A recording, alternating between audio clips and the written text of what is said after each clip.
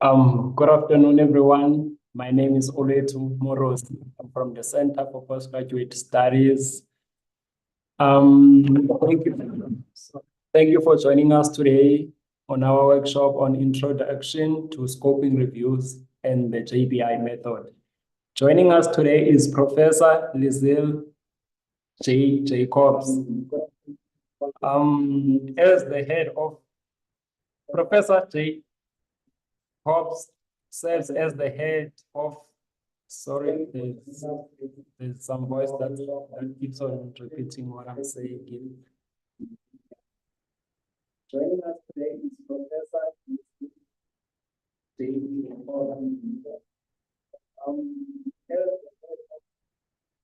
Professor David Hobbs serves as the head of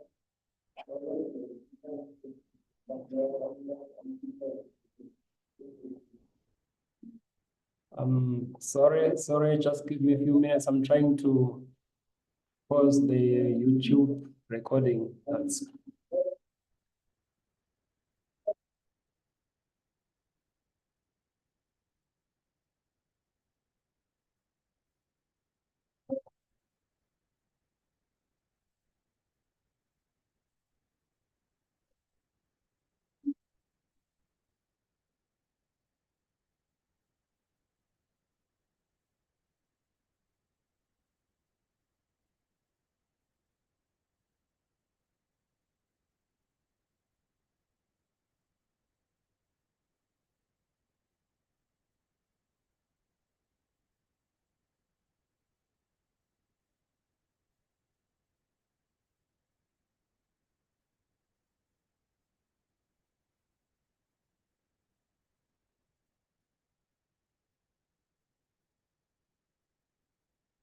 all right. Can everyone hear me?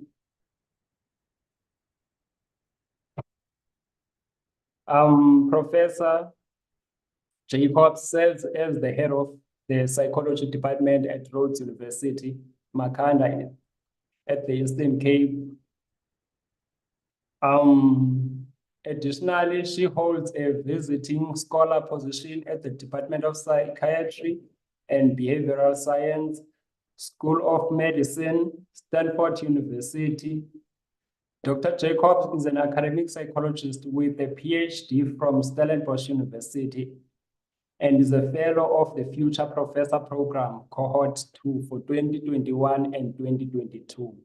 Her teaching interest encompasses social psychology and critical health psychology, while her research focuses on addiction, the intersection of gender, class, race, identity, and sexuality, feminist epistemologies, and the evolving dynamics of social identities within the realm of cyber psychology. She also investigates complex relationships between human and technology. Over the past 2 decades, she has contributed her expertise to organizations such as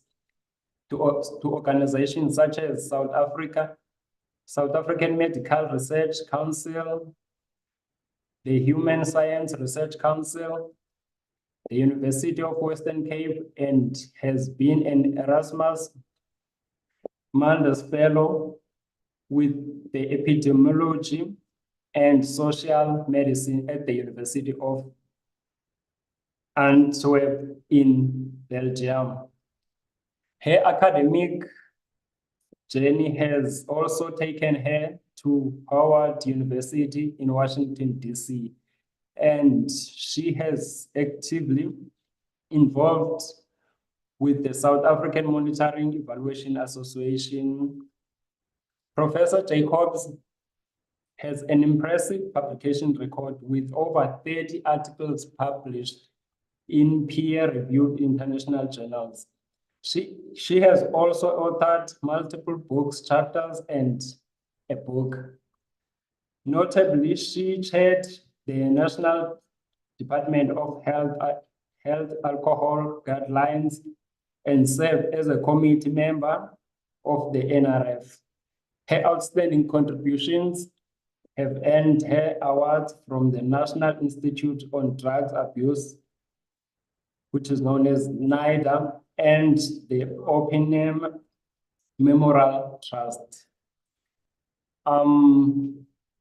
Thank you, Professor, for joining us. Over to you. Hello. Uh, Can I share my screen? yes, yes, you can, Prof.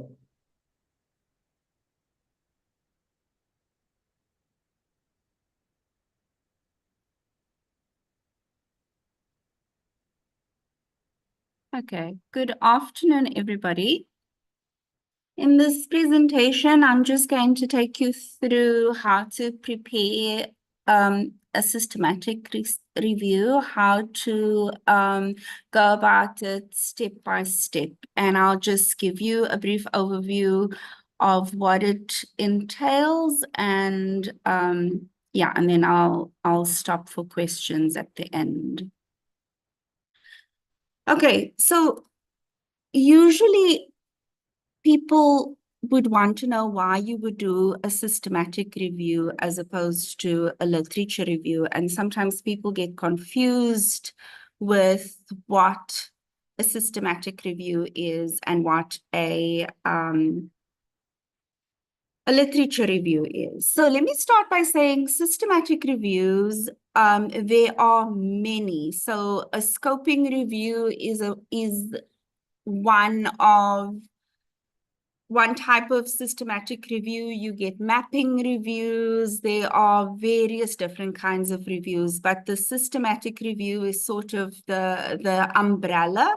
And then you have scoping reviews, mapping reviews, and all of those there's about almost 20 different kinds of reviews. And so we're going to call it a systematic review because this is really sort of the gold standard for literature reviews, and it gives you an idea of how to do all the other reviews, right? So I will distinguish between what a systematic review is and what a scoping review is shortly. But just to say that it's important to know what a systematic review is when you are planning to do a scoping review or a mapping review, for example, because the systematic review is, like I said, the gold standard when it comes to any kind of review. So just to maybe give you some more clarity, a systematic review by definition is primary research on secondary research. So that might sound a bit confusing, but what it really just means is that you are looking at the research that's already been conducted, and this is your primary focus of your study. And so that's what makes a systematic review different to a literature review. A literature review would summarize evidence on a particular topic, whereas a systematic review will try to answer specific questions, to try and either come up with a new recommendation for future research, or to come up with a new area of research entirely. And this is where the reviews differ. So a systematic review, for example, could be a scoping review could be something that would just scope the literature. So just basically do a quick search to see, whether or not this is worth studying, whereas a systematic review would go into it a bit more deeper, and I'll explain that as we go on. So a systematic review also has a clearly defined question, whereas the literature review is really just focused on the actual themes that you're going to be looking at in a specific area of research. There are various components that are different between a systematic review and a literature review. So With the systematic review, you have specified criteria. So whether or not a study should be included or excluded, you have a specific search strategy that you look at, and there's a particular way in which the findings are tabled, which is very different to a literature review. There are several authors that is required to be part of a systematic review, and that's just to eliminate bias.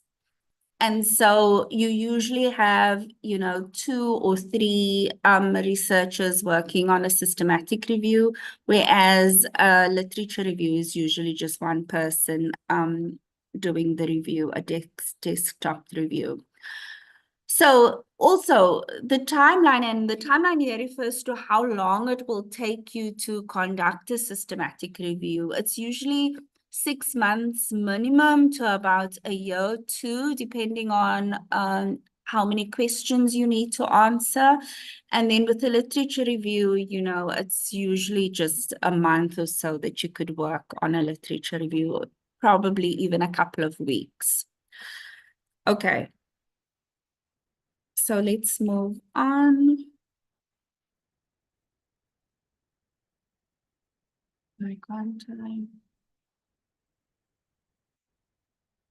Okay, so before we start, and this is just to avoid any kind of confusion or any kind of maybe to add the how to distinguish a systematic review from a literature review, is that a systematic review needs to be registered, and Prospero is one of the examples that you would get here on how to actually create a password, create an account, and then go and register your systematic review. It's important to do this because sometimes you want to do a systematic review on something and then it's already been done, and then it's difficult for you to publish your research afterwards.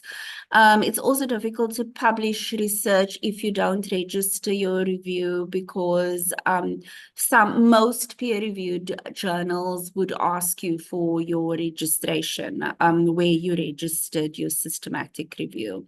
So this is just, an example of a place where you can go to register. JBI also has, a place to register your systematic review. The Cochrane database, you can also register your review there.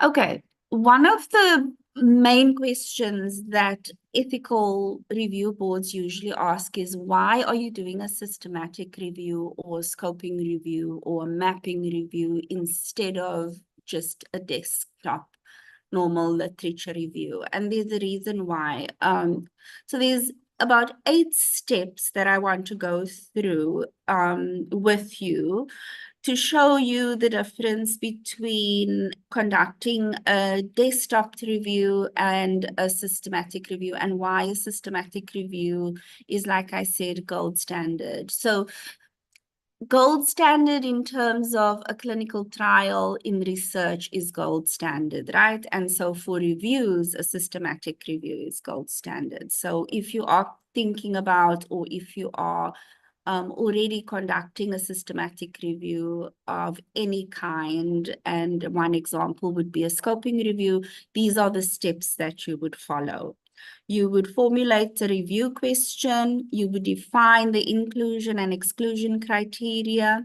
You will locate studies through search engines. You will select studies for inclusion, access the quality of the studies, and then extract the data, analyze and synthesize the relevant studies, and then present and interpret the results. Okay, so there are 5 main steps that I want to focus on as well. How to frame a question. So this is very unique to the systematic review. You usually have a framework to assist with establishing a question for review, so that makes it very easy. It sort of helps you to break down whether or not you are doing something specific or if your topic is a bit too general. So framing the question for the review is a very important step. And once the question is framed, it's easy then to identify the kind of work that you would want to look at. And this is where the search criteria and all the selection criteria and everything is set up in the second step.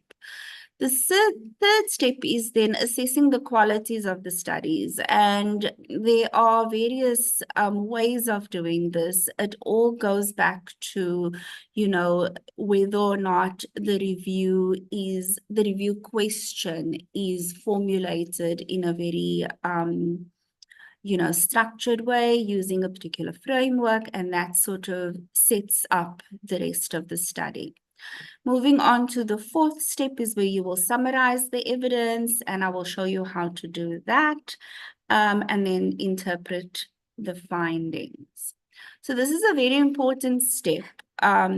This is usually the step that I start with. And this is the PIPCO framework. It's called the PIPCO mnemonic. Also, you will hear that, or you can read about the PIPCO mnemonic, and it's basically just a framework of helping you to set out a question. So the P could either relate to a patient if you are doing a biomedical research, or a population of interest if you're doing a social science study or in humanities. And then the I would relate to an intervention or an interest that you want to look at. And then either a comparison or an intervention group, or the context of the group and outcome. So if you're going for a quantitative study, the outcome is what you would state in your PIPCO framework. If you're doing a qualitative research study, then you will use PIPCO as in population, intervention, and context instead of outcome. So the first step is to formulate a research question.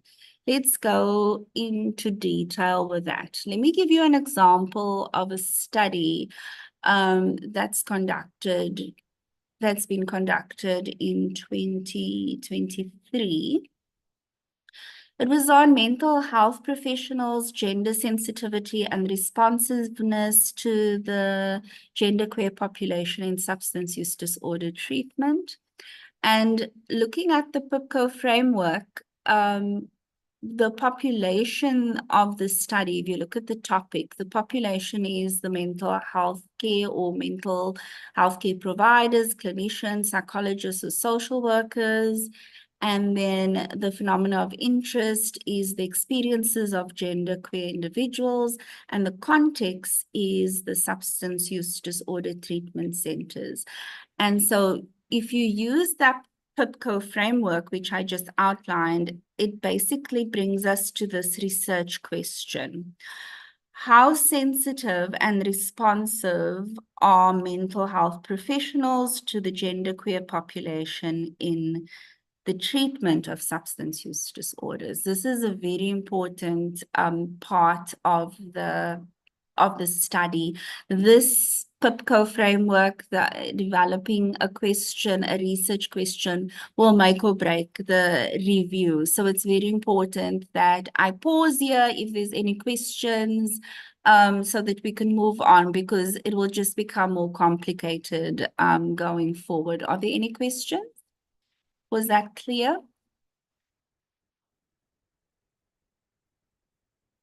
Okay, I see nothing, so I'll move on. You can always type your question in the chat as well. So the next step is to now develop the inclusion criteria. So because we said that we are looking at the PIPCO framework, which is the population, phenomena of interest, and the context, we are going to look at inclusion and exclusion criteria based on this population.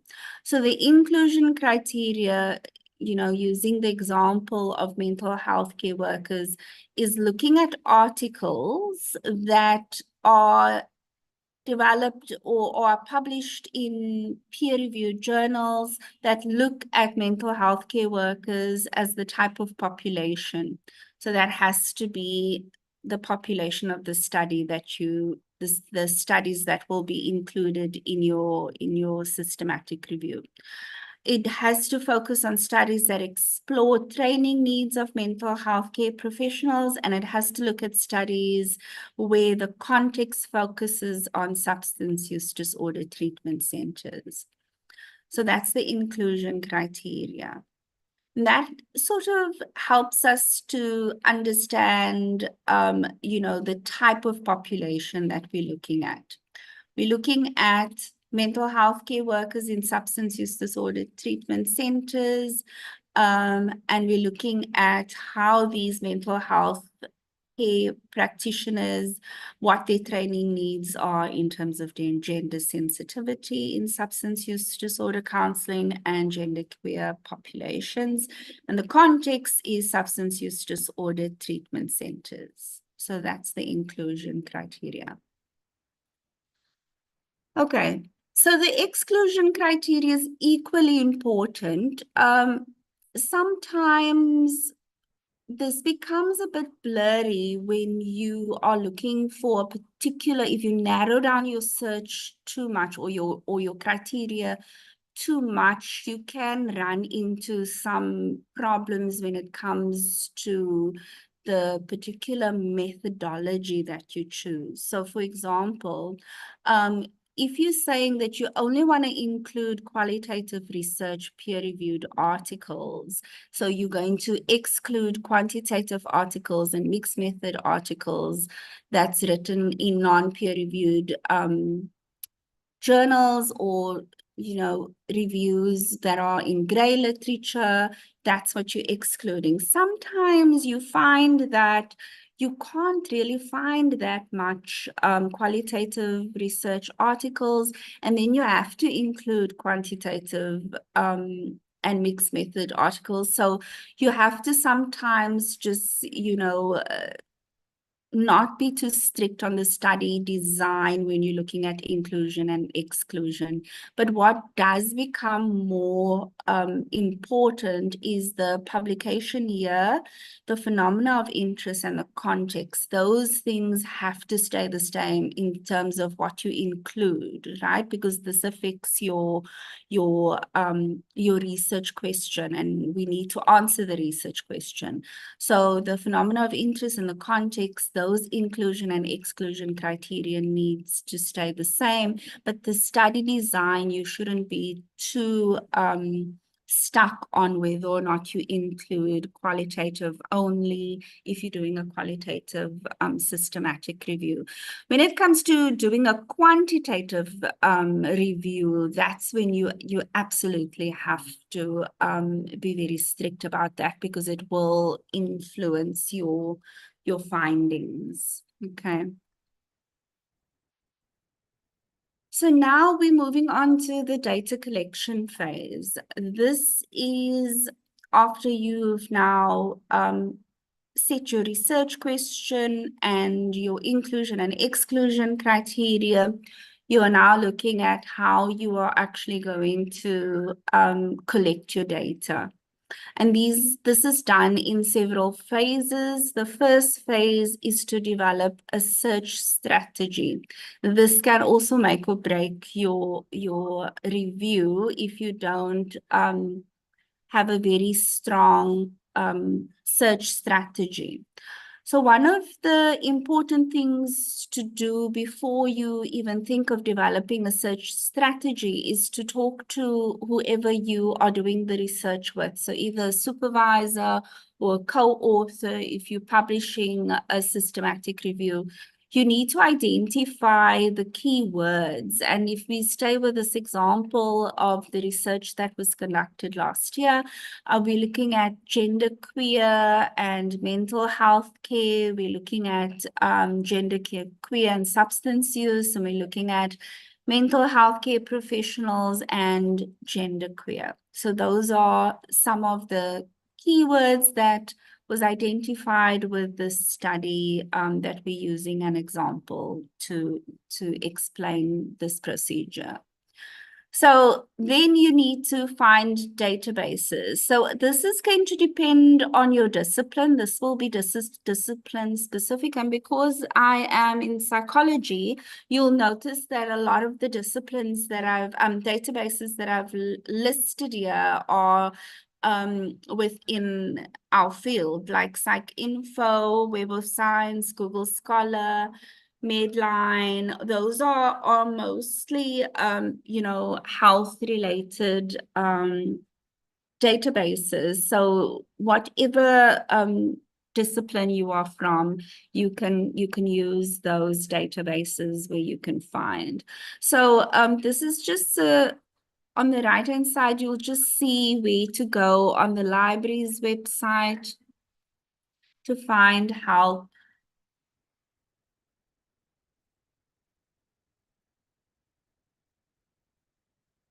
Also, just to mention, at this point of your data collection, you want to have some kind of reference manager.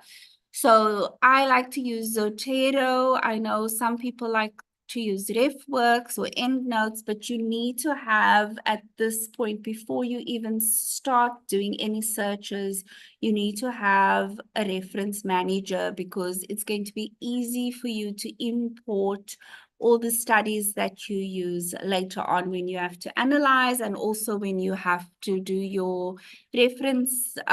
It's going to make your life so much easier. Okay. At this point, I just want to introduce someone who's become my best friend over the years, Ayanda Kofu, who is our faculty librarian. So if you are doing a systematic review, it's very important to get to know your faculty librarian, because this is the person who's going to work very closely with you to assist with getting articles. If we don't have it at Rhodes University, you can do an interlibrary loan or try and get it from, some of the other universities that we are affiliated to.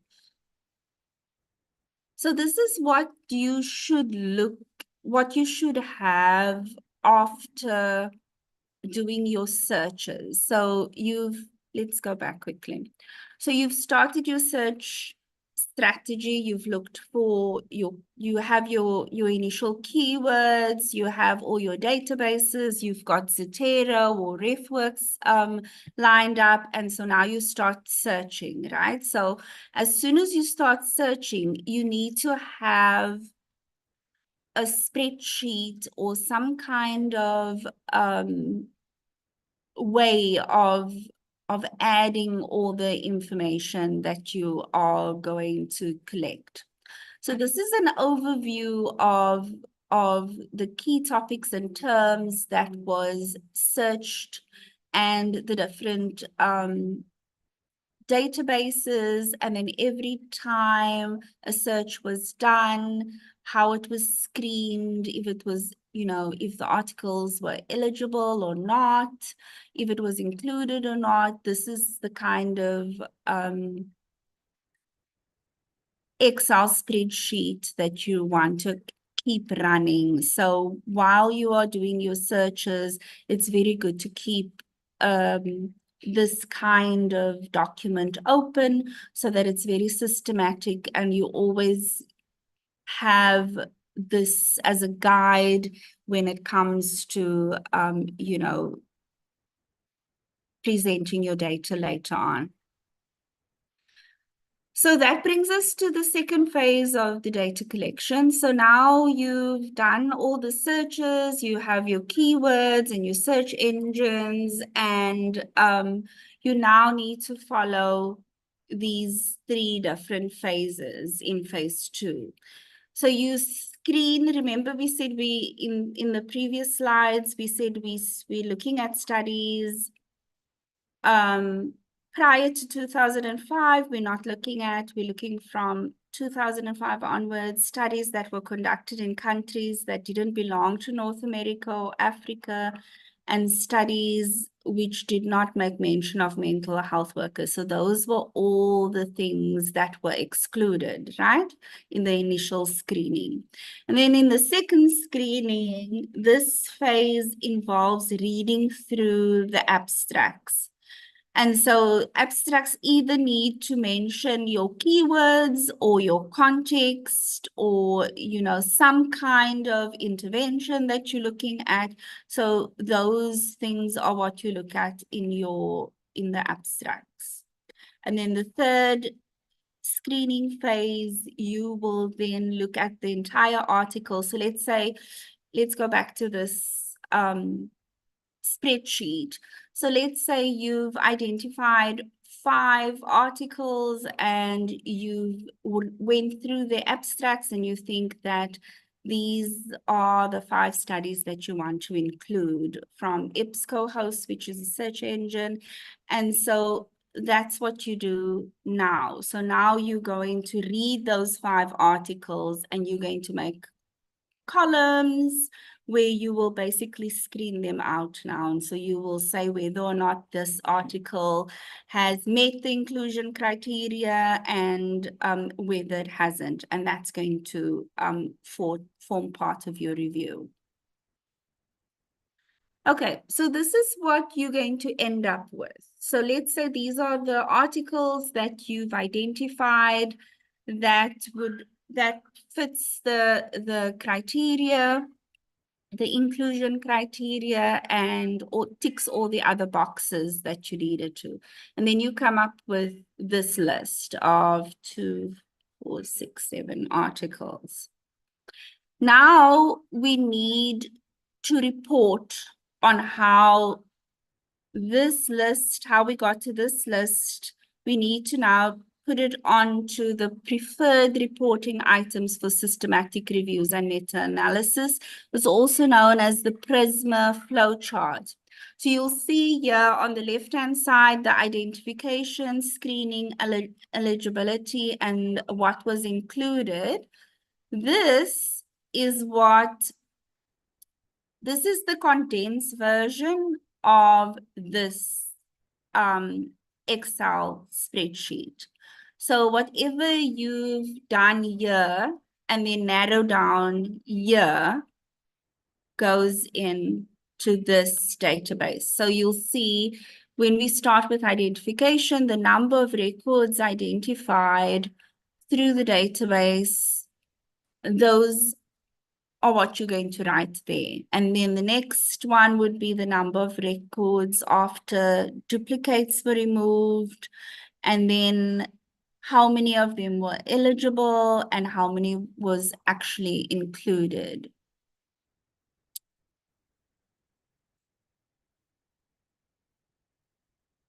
Okay. Move on. Okay, so now once we've got all those articles, now we need to do a data analysis. And what I usually do, because I'm a qualitative researcher, I usually use thematic analysis. And I use Braun and Clark's 6 steps to guide me on how to do a thematic analysis. And so you probably at this point asking, so how do you actually do a thematic analysis on studies that have already been analyzed, right? So what we are going to do is we're going to look at these articles here. So these are the final articles that was included into the study. And we're going to look at, you know, the title. Obviously, we're going to read it and we're going to find similarities in these articles, which are going to help us to create themes, right? So I won't go through how to do a thematic analysis because I'm sure you know how to do that. And then we are going to look at how to write these results up in terms of the themes that were that came out of this list of articles.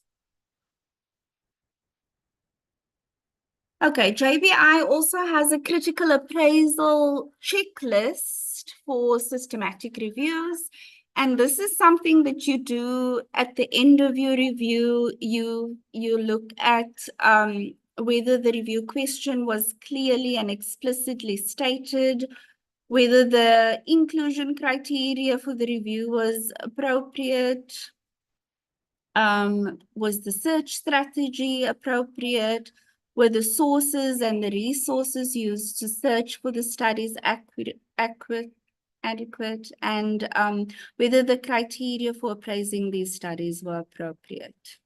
Right, so this is just going sort of systematically through all of what we've done in the previous steps and to just make sure that all these steps were covered.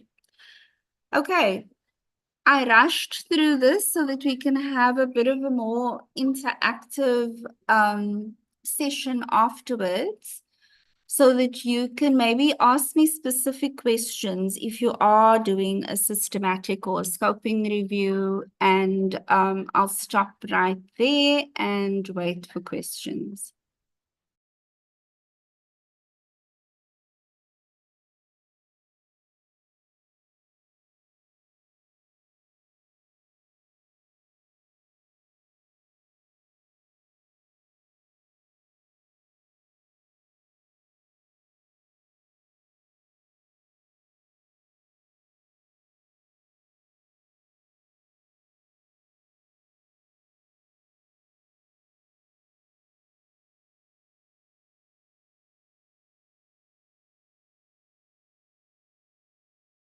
Can I see a hand?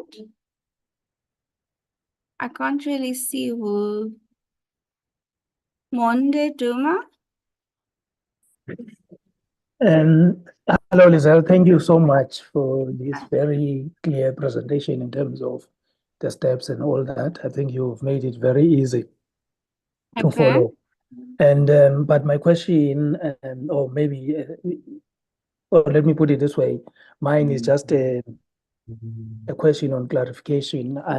I've been entertaining to do this scoping review or systematic review, and I just wanted to check with you.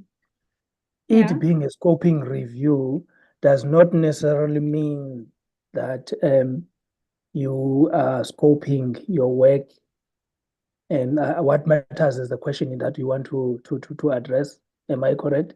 In other words, for me, sometimes I read it scoping as meaning that, okay, maybe the questions that I'm interested in order to kind of gauge the issues that I'm going to be attending to in my study. So in other words, it's something that you can do it prior to your study or during your study or even after. So I just wanted you to make some clarifications there. Yes, thank you for your question. So you can use it. Usually, I would have a PhD student do a scoping review of literature. My area of research is in addiction, and it's often a very saturated area of research. And so usually, because we want, to do gold standard research, we can't all do clinical trials because, I'm in humanities. So doing a scoping review or a systematic review is actually a very good way to scope out the literature and to see what are the important areas of overlooked research, what hasn't been done, on a particular topic as yet, and what has been done a lot. That's what a scoping review will allow you to do. And, the difference between a scoping review and a systematic review is really just the number of studies for scoping review will be much less.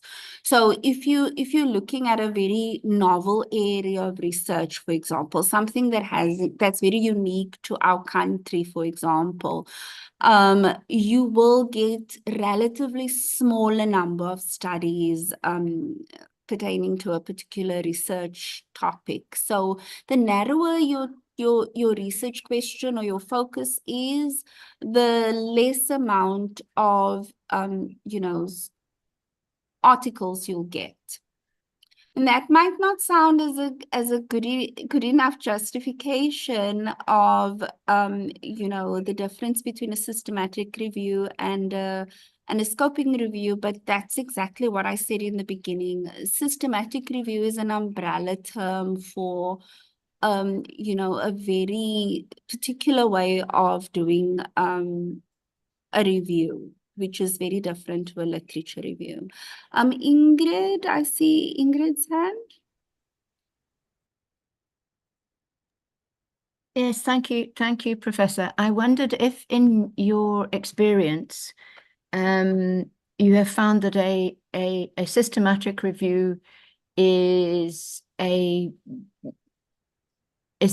good approach for particular disciplines within the university, and a literature review is obviously for other disciplines. Whether there are particular departments that where the research benefits from doing a systematic review. Yes.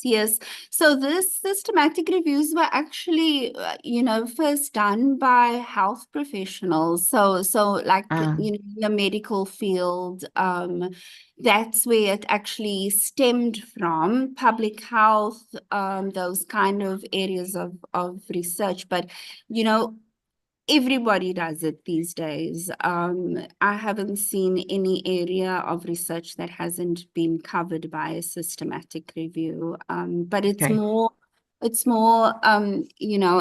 done a lot in the health sciences. Yeah. Thank you. Is there a follow-up question to that, Ingrid? No, I'm in a particular area that I'm working in. I am undecided as to whether a systematic review is going to help me more than a literature review. I'm not sure, and I'm wondering whether I have to do both. Yeah, you have to, maybe I should have said this earlier, but you anyway doing a literature review when you do, it's just that, a systematic review seems to assist people in health sciences, social sciences, humanities, but more because there's such a lot of information on a particular topic. But if you are working in an area of research that's very under-researched, it's not really going to help you that much to do a scoping review. Okay. Thank you so much. Thank you. Okay, I see another hand there, but I can't. I'm listening.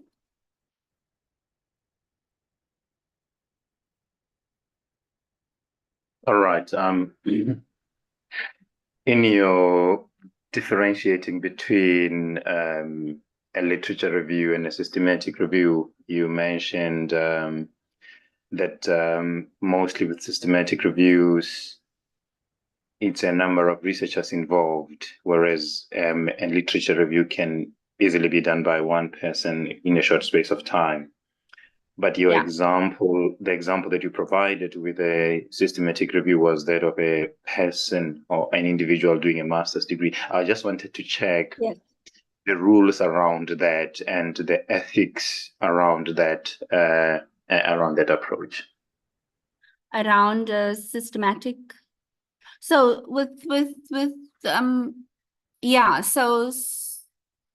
so in humanities, we don't submit ethics formally to our humanities ethics review board because it's considered very low risk, because you basically you know, doing secondary research. So there's no ethical, you know, major ethical concern, because you're not looking at hospital records, you're looking at peer-reviewed studies, you know, so it's not a document analysis. It's often confused with a document analysis, but it's not a document analysis.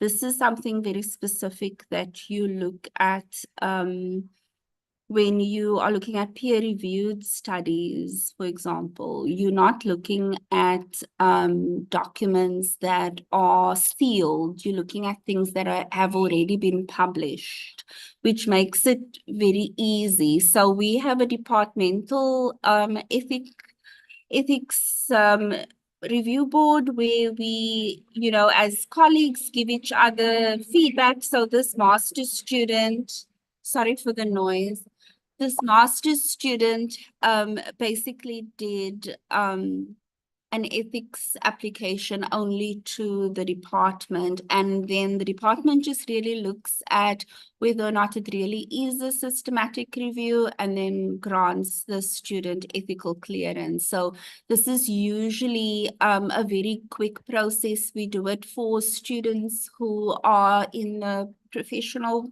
programs. So the masters in clinical and counseling psychology students would do this. But we also have students who do a master's by thesis. Those students won't get away with only doing a systematic review. They're going to have to do the systematic review as part of a project, you know, and actually go through ethical clearance. But with this, with our specific cohort of clinical and counseling students, we don't do ethics because, you know, it's low risk. I hope that answers your question. Yes, but I'm also checking with this more from a value point, credibility point. If such research, what would be the perception around the credibility, or what are your advices around the credibility of such a research when it's a systematic review conducted by one person? Because I have a suspicion that in the health, where this type of research comes from, credibility is of critical importance, and that's why maybe in such fields more people would be involved for verifications and stuff like that, if I am not wrong. Thank you. No, you're not wrong. So that's what I'm saying. You know, earlier I said that it's important to have 2 or 3 people to assist with bias, you know. So 2 or 3 people will basically review the whole process. So you will have your supervisor, and in this ethics committee that I was telling you about earlier, so we have in our department, we will have 2 people review the proposal, and also the chairperson will review it. So it's 3 people reviewing it and the supervisor. So it's about 4 people looking at it, you know. So in terms of credibility, like I said before, if you search what gold standard research is, you will see that there's 2 types. It's clinical trials for research projects. And when it comes to reviews, systematic reviews are highly credible. And you'll notice again which fields find it to be highly credible. You will find that it's more the medical, health science, public health fields that find this kind of research extremely helpful, because it synthesizes the work. Okay, I saw Vuyo's hand up. Vuyo, do you still have a question? And then I see Anthony's question here as well. Hi, Prof. Thank you so much. Like, no, yes, I still have a question. Yeah. Amazing presentation there. Thank you so much for that. My question, like, is with regards to software and other tools as well we can use to actually synthesize, like, the research, Yeah. the research for us. For Yeah. example, like I came across Ryan. Are there other tools like we can actually use like for that? Another question Yes. like is it a good idea to actually like use AI tools to help with this as well? For example, illicit tools, and such. Yes, yes. So Elicit, it will help with, so for those of you who don't know, Elicit is an AI software that can assist with reading articles or just making articles more clearer to you. So for example, you can upload an article in Elicit. So let me just type how to. So this is, I think it's elicit.com. So if you go to Elicit, you sign up and you only get a certain amount of free searches. So you're probably going to have to generate a couple of email addresses. But then what you do is you upload an article. Let's say these are one of the 10 articles that you've identified that's going to be part of your systematic review, or you're not sure if this article, because the abstract doesn't read too clearly, then you just add this into Elicit. And then you ask for results, or you want to look at the method section, or you want to look at the literature review, and then it will summarize it for you in 4 sentences. So Elicit is a very nice software that you can use to help make the reading go a bit quicker. And then there's a software that's called Convergence, which is I'm just gonna try and type that out for you also. Providence.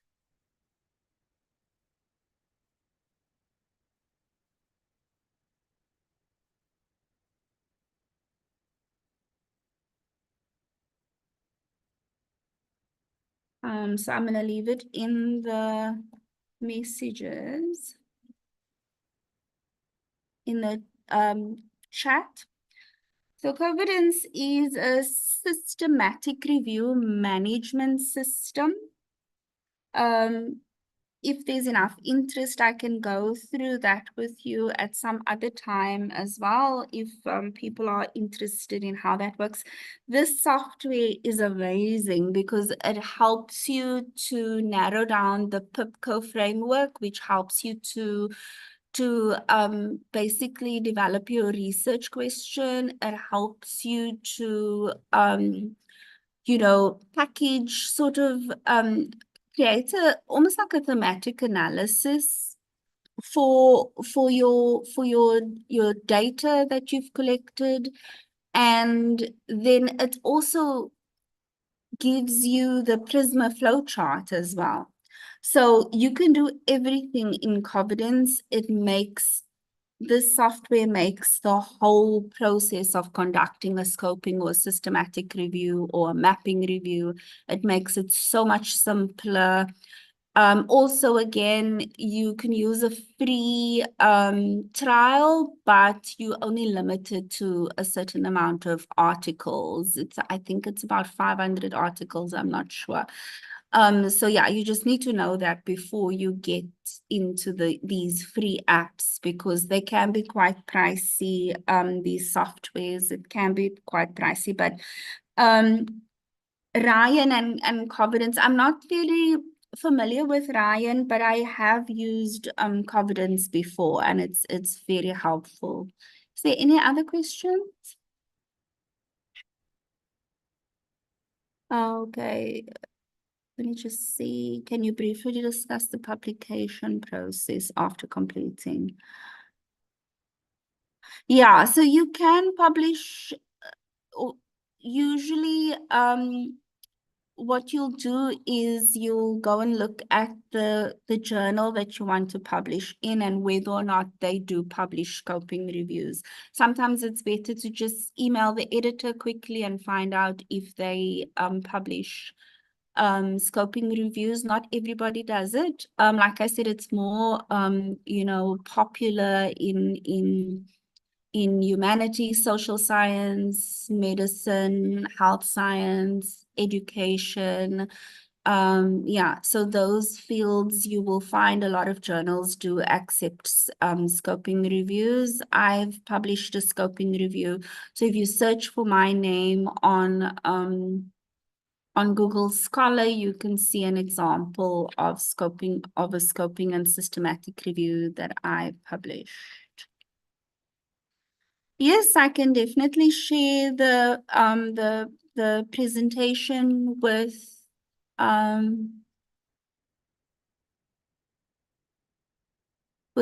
the organizing team, and they can send it to everybody who's uploaded. We have 4 minutes left. This is very brief. If you have any questions, please, you can email me. Let me just go back to the presentation so you can see my email address.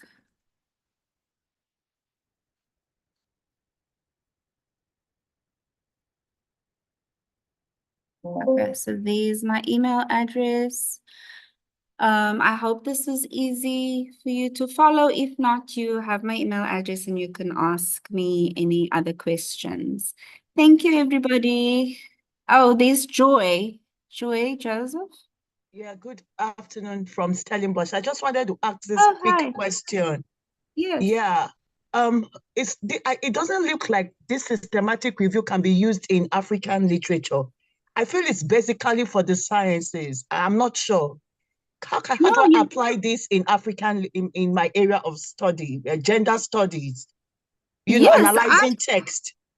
Yeah, thank you. Yes, you can. So again, if you just search for my name and my surname, you'll see that most of the work that I do is related to gender studies anyway. And I think I've done 2 publications that are related to gender studies. That's a scoping and a systematic review. I'm sure you can find that, yeah, online. All right. Okay. Okay. Thank you. Okay. Okay, is there any other questions? Thank you very much, Professor. That was extremely useful. Okay, I'm glad it was. Thank you.